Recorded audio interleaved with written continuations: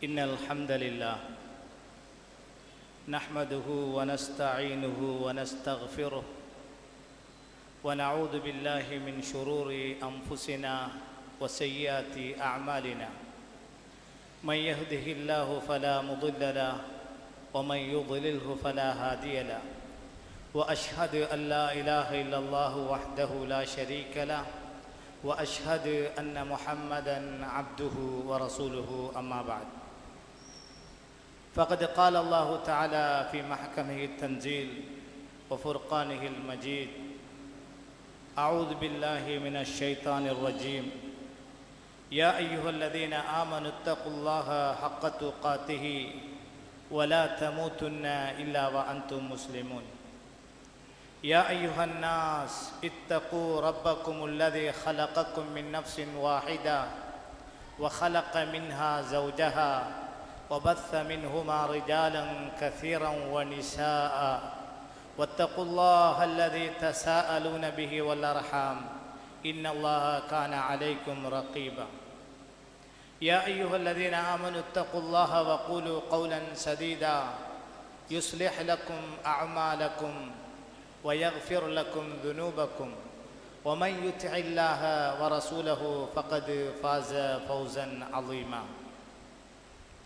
சர்வ புகழும் புகழ்ச்சியும் சர்வலோகங்களையும் படைத்து ஆட்சி செய்து கொண்டிருக்கின்ற வல்லநாயகன் அல்லாஹ் ஒருவனுக்கே சொந்தமானது.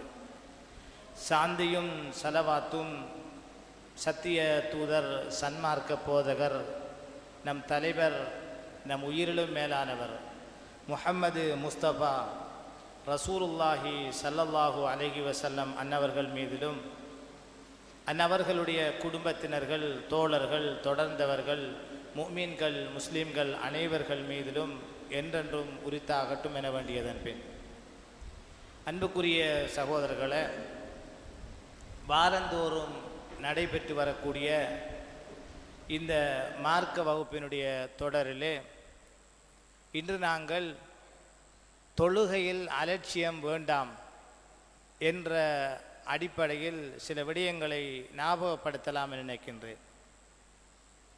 இந்த தலைப்பை பொறுத்த மட்டிற்கும் நீங்கள் பல முறை பல ஹுத்துபாக்களிலே அல்லது உரைகளிலே கேட்ட ஒரு தலைப்பாக இருந்தாலும் இந்த விடயத்தில் எம்மில் பல குறைபாடுகள் காணப்படுகின்றது. எனவேதான் அடிக்கடி இதனை ஞாபகப்படுத்துவதன் மூலம் இந்த தொழுகையில் காணப்படக்கூடிய பொடுபோக்குகள் அலட்சியங்கள் நீங்கி அந்த தொழுகையை தவறாமல் சரியாக நிறைவேற்றுகிற அந்த பக்குவம் இன்ஷா அல்லாஹ் இப்படியான உபதேசங்களின் மூலம் ஏற்படும் என்றபடியால் இதனை ஞாபகப்படுத்துகின்றோம். அல்லாஹு தாலா அல் குர்ஆனிலே வ அகீமுஸ் ஸலாத்த, நீங்கள் தொழுகையை நிலைநாட்டுங்கள், வ ஆத்து ஜகாத்த, மேலும் ஜகாத்தையும் கொடுத்து வாருங்கள், வர்கஉ மஅர் ராக்கிஈன், ருக்கு செய்பவர்களோடு சேர்ந்து நீங்களும் ருக்கு செய்யுங்கள் என்று அல் குர்ஆனிலே அல்லாஹு தாலா சூரத்துல் பக்ராவிலே 43வது வசனத்தில் சொல்லி காட்டுகின்றான். எனவே அல்லாஹு தாலா இப்படி பல இடங்களில் தொழுகையை வலியுறுத்தி சொல்வதை நாங்கள் பார்க்கின்றோம். அன்புக்குரிய சகோதரர்களே, இதே போன்று இன்னும் ஒரு இடத்திலே வஸ்தஈனு பிஸ்ஸப்ரி வஸ்ஸலாம், தொழுகையை கொண்டும் பொறுமையை கொண்டும் நீங்கள் அல்லாஹ்விடம் உதவி தேடுங்கள். வ இன்னஹா லகபீரத்துன் இல்லா அலல் ஹாஷிஈன், இந்த தொழுகையை நிலைநாட்டுவதென்பது பயபக்தி உடையவர்களுக்கு தவிர மற்றவர்களுக்கு பாரமாக இருக்கும் என்று அல்லாஹு தாலா அல் குர்ஆன் சூரத்துல் பக்ரா 45வது வசனத்தில் சொல்லி காட்டுகின்றார். அன்புக்குரிய சகோதரர்களே, இது போன்று அல்லாஹு தாலா பல இடங்களில் தொழுகையை வலியுறுத்துகின்ற அமைப்பில் குர்ஆன் சுன்னாவில் சொல்லுவதை நாங்கள் பார்க்கின்றோம். நபிகள் நாயகம் ஸல்லல்லாஹு அலைஹி வஸல்லம் அவர்கள் இஸ்லாம் என்பது 5 விடயங்களின் மீது அமைக்கப்பட்டுள்ளது என்று சொன்னார்கள். இஸ்லாத்தை ஒரு கட்டடத்துக்கு ஒப்பிட்டு அந்த 5 தூண்களின் மீதுதான் இந்த இஸ்லாம் என்கிற மார்க்கம் அமைக்கப்பட்டுள்ளது. அதில் முதலாவது கலிமா லா இலாஹ இல்லல்லாஹ் முஹம்மது ரசூலுல்லாஹ் என்ற கலிமாவை ஒரு மனிதன் ஏற்று அதனை உறுதி கொள்ளுதல். அடுத்ததாக தொழுகை நிலைநாட்டுதல், அதே போன்று நோன்பு நோற்றல், ஜக்காத்து கொடுத்தல், ஹஜ்ஜி செய்தல். இந்த 5 விடயங்களும் மீதுதான் இஸ்லாம் என்கிற இந்த கோட்டை கட்டப்பட்டுள்ளது என்று ரசூலுல்லாஹி ஸல்லல்லாஹு அலைஹி வஸல்லம் சொல்கிற செய்தி புகாரி, முஸ்லிம் போன்ற கிரந்தங்களில் பதிவாகி இருக்கின்றது. எனவே இந்த தொழுகை என்பது இது ஒரு சுன்னத்தான வணக்கம் என்று சில சகோதரர்கள் நினைத்து கொண்டு விரும்பினால் தொழுவது, விருப்பமில்லை என்றால் தொழாமல் விடுவது என்ற ஒரு நிலைப்பாடு காணப்படுகிறது. தொழுகை பற்றி வரக்கூடிய ஹதீஸுகளை பார்க்கிற போது, அல் குர்ஆனிய வசனங்களை பார்க்கிற போது, ஒரு மனிதன் இந்த தொழுகையை விட்டுவிடவே கூடாது, அப்படி விடுவதானது அவன் இந்த இஸ்லாமிய மார்க்கத்திலிருந்தும் தூரமானவனாக அல்லது இஸ்லாத்துக்கும் அவனுக்கும் எந்த சம்பந்தமும் இல்லாதவனாக பார்க்கப்படுகிற அளவுக்கு இந்த தொழுகையை விடுகிற விடயம் சம்பந்தமான ஹதீஸ்கள், அல் குர்ஆன் வசனங்கள் வருவதை நாங்கள் பார்க்கின்றோம். நபிகளார் ஸல்லல்லாஹு அலைஹி வஸல்லம் அவர்கள் இந்த தொழுகைக்கு முக்கியத்துவம் கொடுக்கிற வகையில் பல தூதுவர்களை அனுப்புகிற போதெல்லாம் இந்த தொழுகையை பற்றியே சொல்லுவார்கள். சஹாபாக்கள் தங்களிடத்திலே வந்து மார்க்கம் படித்துவிட்டு போகிற நேரத்திலெல்லாம் தொழுகை பற்றி வலியுறுத்துகின்றவர்களாக இருந்திருக்கின்றார்கள். அன்பானவர்களே, அல்லாஹுடைய நல்லடியார்களே, ஆனால் இன்றைக்கு தொழுகை என்பது வெறுமனே வெள்ளிக்கிழமைகளில் மட்டும் சில சகோதரர்கள் தொழுகிற ஒரு வணக்கமாக, அல்லது ரமலான் காலம் வந்தால் மட்டும் பள்ளிவாசல்களே வந்து தொழப்படுகிற ஒரு கடமையாக, அல்லது வயது வந்தவர்கள், வயது முதிர்ந்த ஒரு சில சகோதரர்கள் மட்டும் தொழுகின்ற ஒரு வணக்கமாக இருப்பதை நாங்கள் பார்க்கின்றோம். ஆனால் தொழுகை என்பது பெரியவர்கள் முதல் சிறியவர்கள் வரை, ஆண்கள் முதல் பெண்கள் வரை அனைத்து முஸ்லிம்களும் நிறைவேற்ற வேண்டிய ஒரு கட்டாயமான கடமையாக இருந்து கொண்டிருக்கின்றது. நான் ஒரு முஸ்லிம் என்றால் என்னை முஸ்லிம் என்று அடையாளப்படுத்துகின்ற ஒரு வணக்கமாக தொழுகை காணப்படுகின்றது. தொழாத நிலையில் இருந்து கொண்டு நான் எப்படி முஸ்லிம் என்று என்னை நான் அடையாளப்படுத்திக் கொள்ள முடியும்? நபிகள் நாயகம் ஸல்லல்லாஹு அலைஹி வஸல்லம் அவரிடத்திலே ஒரு சந்தர்ப்பத்தில் ஜிப்ரீல் அலைஹிஸ்ஸலாம் மனித தோற்றத்தில் வருகிறார்கள். வந்து அக்பிர்னி அனில் இஸ்லாம், இஸ்லாம் என்றால் எனக்கு என்ன என்று அறிவியுங்கள், சொல்லித்தாருங்கள் என்று கேட்டபோது நபிகள் நாயகம் ஸல்லல்லாஹு அலைஹி வஸல்லம் கலிமாவை நீ ஏற்றுக்கொள்ள வேண்டும், லா இலாஹ இல்லல்லாஹ் முஹம்மது ரசூலுல்லாஹ் என்ற கலிமாவை ஏற்றுக்கொள்ள வேண்டும், தொழுகையை நிலைநாட்ட வேண்டும், ஜக்காத்து கொடுக்க வேண்டும், நோன்பு பிடிக்க வேண்டும், வசதி இருந்தால் ஹஜ்ஜி செய்ய வேண்டும். இந்த 5ம் தான் இஸ்லாம் என்று இஸ்லாத்திற்கு ஒரு வரைவிலக்கணத்தை அல்லாஹ்வுடைய தூதர் ஸல்லல்லாஹு அலைஹி வஸல்லம் சொல்லுகின்றார்கள். புகாரி, முஸ்லிம் போன்ற கிரந்தங்களில் வரக்கூடிய ஹதீஸ். ஆனால் மிக மனவருத்தமான விடயம் என்னவென்றால், நமது சமுதாயத்திலே நபிமார்களுடைய பேரை வைத்து கொண்டு செயற்படுகிறவர்கள், முகம்மது, இப்ராஹிம், அதே போன்று இப்படி பல பேர்கள். ஆனால் என்ன ஆச்சரியம், பேரைத்தான் இஸ்லாமிய பெயர்களாக வைத்து கொண்டிருக்கின்றோம். அல்லாஹ்வுக்கு செய்ய வேண்டிய கடமைகளில் மிக முக்கியமான ஒரு ஃபர்லான கடமையான இந்த தொழுகையை நிலைநாட்டாமல் இருப்பது மிக வேதனையான விடயம். இந்த தொழுகையை நிறைவேற்றாருடைய விபரீதம் என்ன தெரியுமா? அல்லாஹு தாலா குர்ஆனிலே சொல்கின்றான், தொழுகையை நிறைவேற்றாதவர்கள் நரகம் போவார்கள். நவுது பில்லா, அல்லாஹ் பாதுகாக்க வேண்டும். சுவர்க்கவாசிகள் நரகத்திலே பார்ப்பார்கள், அவர்களுக்கு அறிமுகமானவர்கள் அந்த நரகத்திலே வேதனை செய்யப்பட்டு கொண்டிருப்பார்கள். கேட்பார்கள், மா சலகக்கும் ஃபீ சக்கர், உங்களை சக்கர் என்ற நரகத்துக்குள் தள்ளியது எது?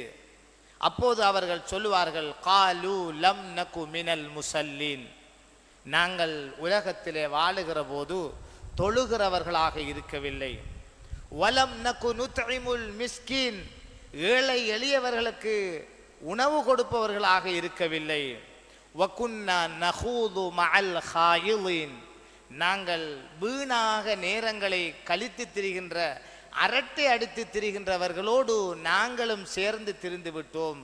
வகுன்னா நுகதிபு பியௌமித்தீன், மறுமை நாளை நம்பாமல் அதனை பொய்யாக்குவர்களாக இருந்து விட்டோம். ஹத்தா அத்தானல் யகீன், மௌத் வருகிற வரைக்கும் இப்படியே தொழாமல், மறுமையை உண்மைப்படுத்தாமல், ஏழைகளுக்கு உணவளிக்காமல் இருந்த காரணத்தினால் எங்களுக்கு இப்படி சக்கர் என்ற நரகத்துக்குள் வரவேண்டி ஏற்பட்டு விட்டது என்று அந்த நரகவாசிகள் சொல்லுவார்கள் என்று அல்லாஹு தாலா சூரத்துல் முத்தசிர் 42 தொடக்கம் 47வது வசனத்தில் சொல்லி காட்டுகிறான். எனவே அன்புக்குரிய சகோதரர்களே, தொழுகையை விடுவதை எம்மிலே உள்ள சகோதரர்கள் நினைக்கிறார்கள் அது ஒரு சின்ன விஷயம், அது ஒரு சின்ன ஒரு பாவம், அதுவெல்லாம் ஒரு இஷ்யூ இல்லை என்று நினைத்து கொண்டிருக்கின்றார்கள். ஆனால் அல்லாஹ் சொல்லுகின்றான், தொழுகையை விடுகிற மனிதன் நரகம் போவான். நஊது பில்லாஹ். இன்னும் ஒரு அல் குர்ஆனிய வசனம் அல்லாஹ் சொல்லுகின்றான், சில நபிமார்களை குறிப்பிட்டு சொல்லுகின்றான். இப்ராஹிம் அலைஹிஸ்ஸலாம், இஸ்மாயில் அலைஹிஸ்ஸலாம், இப்படி போன்ற பல நபிமார்களை அல்லாஹ் சொல்லிவிட்டு அவர்கள் தொழுகிறவர்களாக இருந்தார்கள், ஜக்காத்து கொடுக்கிறவர்களாக இருந்தார்கள், தங்களுடைய குடும்பத்தாருக்கும் தொழுமாறு ஏவுவர்களாக இருந்தார்கள், அவர்கள் நல்ல மனிதர்கள், அல்லாஹ் அவர்களுக்கு அருள் புரிந்தான் என்றெல்லாம் அவர்களை போற்றி புகழ்ந்ததற்கு பிறகு அல்லாஹ் சொல்கிறான், ஃபஹலஃப மின் பஅதிஹிம் ஹல்ஃபுன், அந்த சிறந்த சமுதாயத்துக்கு பின்னால் ஒரு சமூகம் வந்தார்கள். அல்லாஹு ஸலாத்த, தொழுகையை வீணாக்கினார்கள், பால்படுத்தினார்கள். வத்தபஉ ஷஹவாத்தி, மனோ இச்சைகளை பின்பற்றினார்கள். ஃபஸௌஃப யல்கௌன கய்யா, அவர்கள் நரகத்தை சந்திப்பார்கள் என்று அல்லாஹ் சொல்கின்றார். யார் நரகம் போவார்கள்? தொழுகையை சரியான முறையில் தொழாமல், நேரத்துக்கு தொழாமல், பள்ளியில் வந்து தொழாமல், ஜமாத்தோடு சேர்ந்து தொழாமல், விட்டு விட்டு தொழுவது, விரும்பினால் தொழுவது, விருப்பமில்லை என்றால் தொழாமல் விடுவது என்று இப்படி தொழுகையை யாரெல்லாம் பால்படுத்தினார்களோ, அதே போன்று மனோ இச்சையை பின்பற்றினார்களோ அவர்கள் நரகம் போவார்கள் என்று அல்லாஹ் எச்சரித்து விட்டு, ஆனாலும் இல்லாமன் தாப வ ஆமன வ அமில ஸாலிஹா, யார் ஒரு மனிதன் மரணிப்பதற்கு முன்னால் இந்த பாவத்தை உணர்ந்து தொழுகையை விடுவது நம்மை நரகத்திலே கொண்டு சேர்த்து விடும், எனவே இந்த கொடிய பாவத்திலிருந்து மீண்டு தௌபா செய்து எவன் சாலிகான அமல்கள் புரிவார்களோ ஃபஉலாயிக யதுகுலூனல் ஜன்னத, அவர்கள் சுவர்க்கம் போவார்கள். வலா யுதுலமூன ஷைஆ, அவர்கள் அநியாயம் கடுகளவேனும் அநியாயம் செய்யப்பட மாட்டார்கள் என்று அல்லாஹ் சூரத்துல் மரியம் அதனுடைய 60வது வசனத்திலே சொல்லி காட்டுகின்றான். அன்பானவர்களே, அல்லாஹுடைய நல்லடியார்களே, இந்த விஷயத்தில் நாம் ஒவ்வொருவரும் எச்சரிக்கையாக இருந்து கொள்ள வேண்டும். நான் நரகம் போவதா, என்னுடைய மனைவி நரகம் போவதா, எனது பிள்ளைகள் நரகம் போவதா, எனது குடும்பம் நரகம் போவதா? எனவே இதற்கு அல் குர்ஆன் சுன்னா சொல்லுகிற ஆலோசனை, அல்லாஹ் நம் மீது கடமையாக்கியிருக்கின்ற இந்த தொழுகையை சரியாக நாம் நிறைவேற்றி வர வேண்டும். இந்த தொழுகையை விடுவது எப்படிப்பட்ட ஒரு பாரதூரமான விஷயம் என்று பாருங்கள். ஒரு மனிதன் தொழுகையை விடுவதன் மூலமாக அவனிலே குஃபுர் என்கிற நிராகரிப்பு வந்து விடுகிறது. நஊது பில்லாஹ், அல்லாஹ் பாதுகாக்க வேண்டும். ஜாபிர் ரலியல்லாஹு அன்ஹு அவர்கள் அறிவிக்கின்றார்கள், நபிகள் நாயகம் ஸல்லல்லாஹு அலைஹி வஸல்லம் சொன்னார்கள், இன்ன பைன ரஜுலி வ பைன ஷிர்கி வல் குஃப்ரி தர்குஸ் ஸலா, நிச்சயமாக ஒரு மனிதனுக்கும் இணை வைப்பு நிராகரிப்புக்கும் இடையிலான தொடர்பு என்னவென்றால் தொழுகையை விடுவது என்று சொன்னார்கள். ஒரு மனிதனுக்கும் இணை வைப்புக்கும் நிராகரிப்புக்கும் இடையிலான தொடர்பு எப்போது ஒரு மனிதனுக்கு ஏற்படுகிறது என்றால் தொழுகையை விடுவதன் மூலம். நஊது பில்லாஹ், அல்லாஹ் பாதுகாக்க வேண்டும். இந்த ஹதீஸ் சஹீஹ் முஸ்லிமிலே இடம்பெற்றிருக்கின்றது. தொழுகையை விடுவதால் அவன் இணை வைத்தலோடு சம்பந்தப்பட்டு விடுகிறான். தொழுகையை விடுவதால் நிராகரிப்போடு குஃபுரோடு சம்பந்தப்பட்டு விடுகின்றான். அல்லாஹ் நம் எல்லோரையும் பாதுகாக்க வேண்டும். இந்த தொழுகையை விடுவது அவ்வளவு பாரதூரமான ஒரு விஷயம். எனவே அலட்சியம் செய்து விடாதீர்கள். சஹாபாக்கள் இந்த தொழுகை விடயத்தில் எப்படி இருந்தார்கள்? நபி தோழர்களில் யாரும் எம்மை போல தொழாதவர்களாக இருக்கவில்லை. வெள்ளிக்கிழமையில மட்டும் தொழுவது, அல்லது ஜும்மா நாள் அதோடு சேர்த்து பெருநாளையில மட்டும் தொழுவது, அல்லது ரமலான் மாதத்தில் ஒரு சில நாட்களில் தொழுவது, இப்படி செய்பவர்களாக சஹாபாக்கள் இருக்கவில்லை. அல்லாஹ்வுடைய தூதர் ஸல்லல்லாஹு அலைஹி வஸல்லம் காலத்திலே ஒரு நயவஞ்சகன் கூட தொழுகைகளை பள்ளிவாசலுக்கு வந்து ஜமாத்தோடு தொழுகிற ஒரு சூழல் காணப்பட்டது. காரணம், தான் ஒரு முனாஃபிக் என்பது அடையாளப்படுத்தப்பட்டு விடுமோ என்ற அச்சத்தினால் தொழுகைகளில் வந்து கலந்து கொள்வர்களாக இருந்தார்கள் என்று பார்க்கின்றோம். நபி ஸல்லல்லாஹு அலைஹி வஸல்லம் காலத்திலே இருந்த விடயம் என்னவென்றால், வீடுகளிலே தொழுகிற ஒரு பழக்கம் இருந்தது சிலருக்கு மத்தியில். அல்லாஹ்வுடைய தூதர் அதனை எச்சரித்தார்கள். அப்படியானவருடைய வீட்டை அவர்களோடு சேர்த்து கொளுத்து விட வேண்டும் போல எனக்கு தோன்றுகிறது என்று அல்லாஹ்வுடைய தூதர் எச்சரித்தார்கள். எனவேதான் ஜமாத்து தொழுகையினுடைய சிறப்புகளை சொன்னார்கள் ஸல்லல்லாஹு அலைஹி வஸல்லம். இதனால் சஹாபாக்கள் ஜமாத்து தொழுகையை தவறவிடாமல் தொழக்கூடியவர்களாக இருந்தார்கள். நயவஞ்சகர்களும் ஜமாத்து தொழுகைகளில் கலந்து கொண்டார்கள்.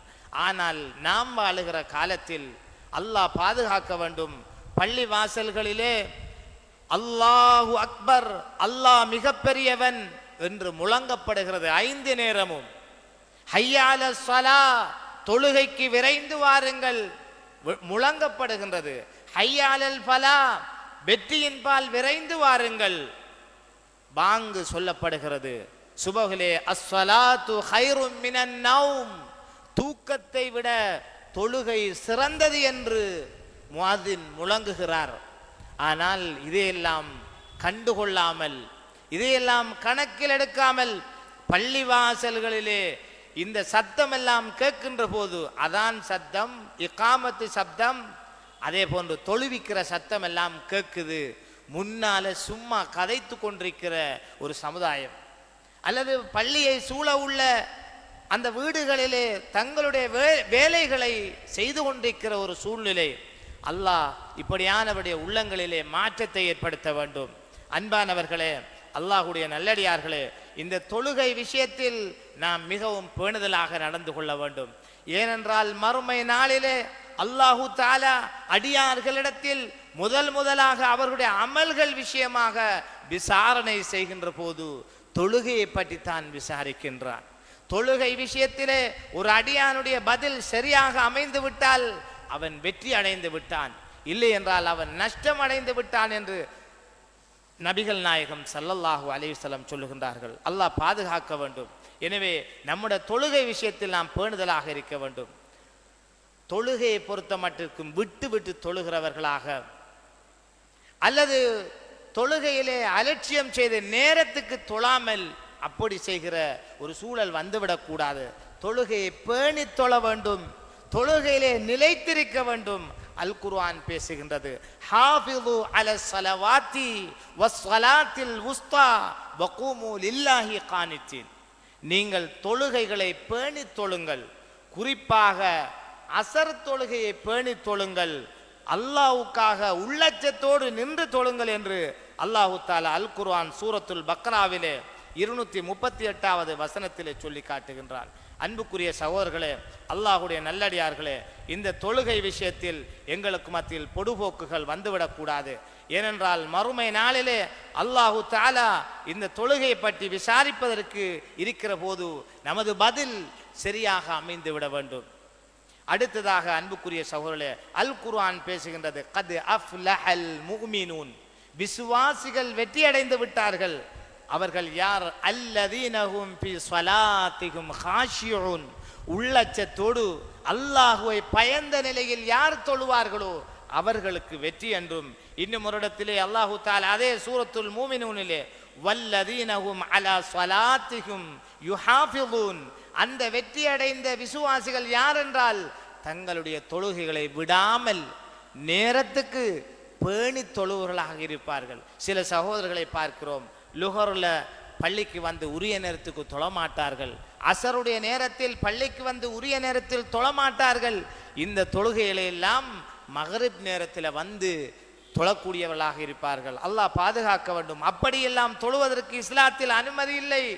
ஒவ்வொரு தொழுகையையும் அதன் உரிய நேரத்தில் தொழ வேண்டும். அல்லாஹ்வுடைய தூதரிடத்திலே கேட்கப்பட்டது, அமல்களில் மிகவும் சிறந்தது எது என்று கேட்கப்பட்ட போது ரசூலுல்லாஹி ஸல்லல்லாஹு அலைஹி வஸல்லம் சொன்னார்கள், தொழுகையை அதன் உரிய நேரத்தில் தொழுவதாகும் என்று சொன்னார்கள். ஐயுல் அமலி அஹப்பு இலல்லாஹ், அல்லாஹ்வுக்கு அமல்களிலே மிக விருப்பமானது எது என்று கேட்கப்பட்ட போது அஸ்ஸலாத்து அலா வக்திஹா, தொழுகையை அதனுடைய உரிய நேரத்தில் தொழுவது அல்லாஹ்வுக்கு மிக விருப்பமானது என்று நபிகளார் ஸல்லல்லாஹு அலைஹி வஸல்லம் சொன்ன செய்தி புகாரிலே இடம்பெற்றிருக்கின்றது. அதே போன்று அல்லாஹு தஆலா அல் குர்ஆனிலே நிச்சயமாக தொழுகை மூமின்களுக்கு நேரம் குறிக்கப்பட்ட ஒரு வணக்கமாகும் என்று அல் குர்ஆனிலே அல்லாஹு தஆலா சொல்லி காட்டுகிறான். ரசூலுல்லாஹி ஸல்லல்லாஹு அலைஹி வஸல்லம் மரணிக்கிற நேரத்தில், அவர்களுடைய சக்ராத்துடைய நேரத்தில் கடைசியாக சில வார்த்தைகள் பேசியதாக அவர்களோடு கூட இருந்த அலி ரலியல்லாஹு அன்ஹு சொல்லுகின்றார்கள். அந்த நேரத்தில் ரசூல் ஸல்லல்லாஹு அலைஹி வஸல்லம் பேசியது என்ன தெரியுமா? அஸ்ஸலா அஸ்ஸலா என்று அவருடைய வார்த்தைகள் வந்து கொண்டே இருந்ததாம். தொழுகை தொழுகை என்று ரசூலுல்லாஹ் கடைசியாக பேசிக் கொண்டிருந்தார்கள். அப்படி என்றால் தொழுகை விடயத்தில் பேணுதலாக நடந்து கொள்ளுங்கள். நபிகளால் மரணிப்பதற்கு முன்பதாக தன்னால் முடியாமல் போன போது அபூபக்கர் சித்திக் ரலியல்லாஹு அன்ஹு அவர்களை மக்களுக்கு தொழுகை நடாத்துமாறு சொல்லிய போது அபூபக்கர் ரலியல்லாஹு அன்ஹு தொழுகை நடாத்துகின்றார்கள். அல்லாஹுடைய தூதர் பின்னால வந்து அந்த தொழுகை நடைபெற்று கொண்டிருக்கின்ற போது தன்னுடைய திரைச்சீலையை நீக்கிவிட்டு பார்க்கிறார்கள். மக்கள் அபூபக்கர் சித்திக் ரலியல்லாஹு அன்ஹுவுக்கு பின்னால் அணிவகுத்து தொழுகிற காட்சியை பார்த்து அல்லாஹுடைய தூதர் மகிழ்ச்சி அடைந்தார்கள், புன்முறுவல் பூத்தார்கள் என்ற செய்திகளை நாங்கள் பார்க்கின்றோம். அன்புக்குரியவர்களே, அல்லாஹுடைய நல்லடியார்களே, நபிகள் நாயகம் ஸல்லல்லாஹு அலைஹி வஸல்லம் காலத்திலே சஹாபாக்கள் தூரமான இடங்களிலே இருந்து பள்ளிகளுக்கு நடந்து வந்து தொழுவர்களாக இருந்தார்கள்.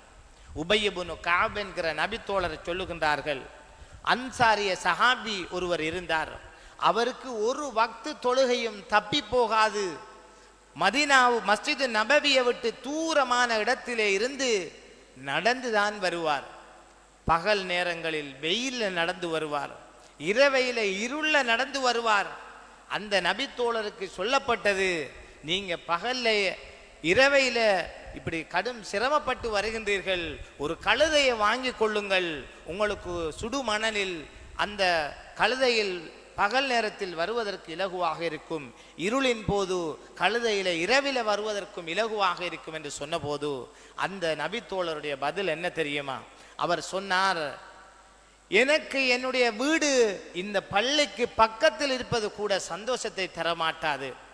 என்றாலும் நான் வீட்டிலே இருந்து பள்ளிவாசலுக்கு எடுத்து வைக்கிற ஒவ்வொரு எட்டுகளுக்காகவும், பள்ளியிலிருந்து என் வீட்டை நோக்கி நான் எடுத்து வைக்கிற ஒவ்வொரு எட்டுகளுக்காகவும் நன்மைகள் எழுதப்படுவதுதான் என்னுடைய நோக்கம்.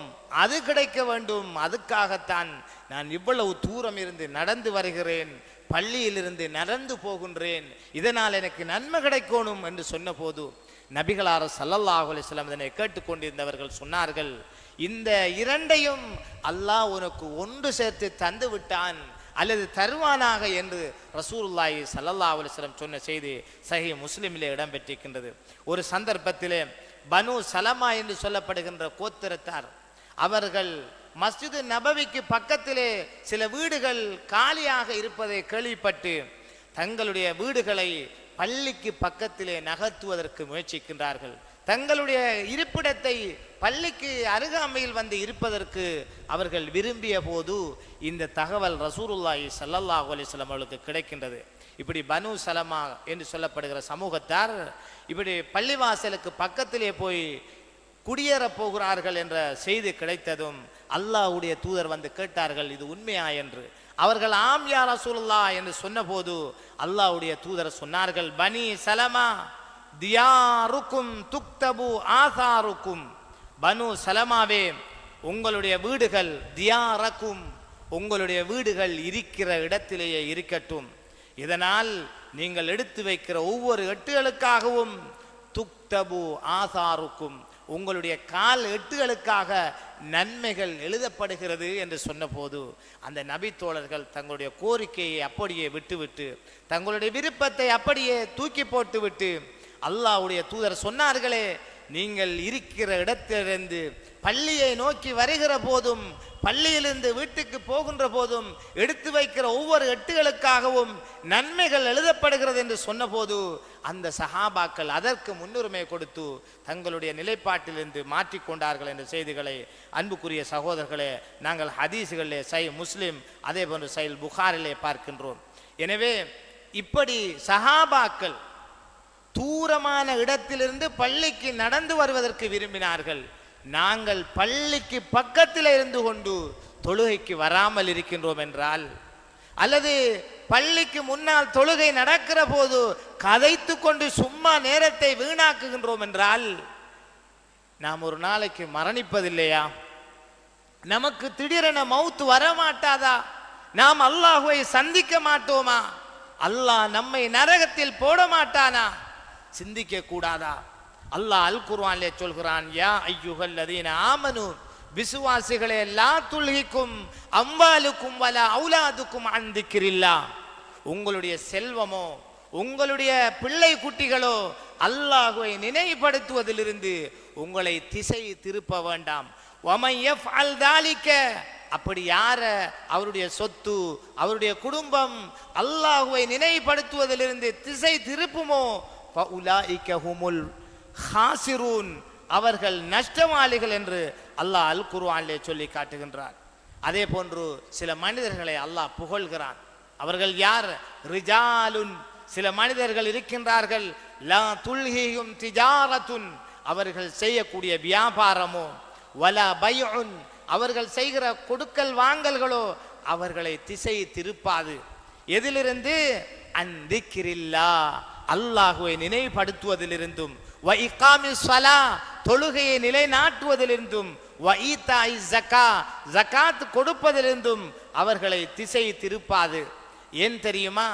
அவர்கள் வேலைக்கு போனாலும் தொழில் ஈடுபட்டாலும் வக்துக்கு தொழுகிறார்கள், ஜகாத்தை கொடுக்கிறார்கள், அல்லாஹ்வை உரிய முறையில் நினைவுபடுத்துகிறார்கள். ஏன் தெரியுமா?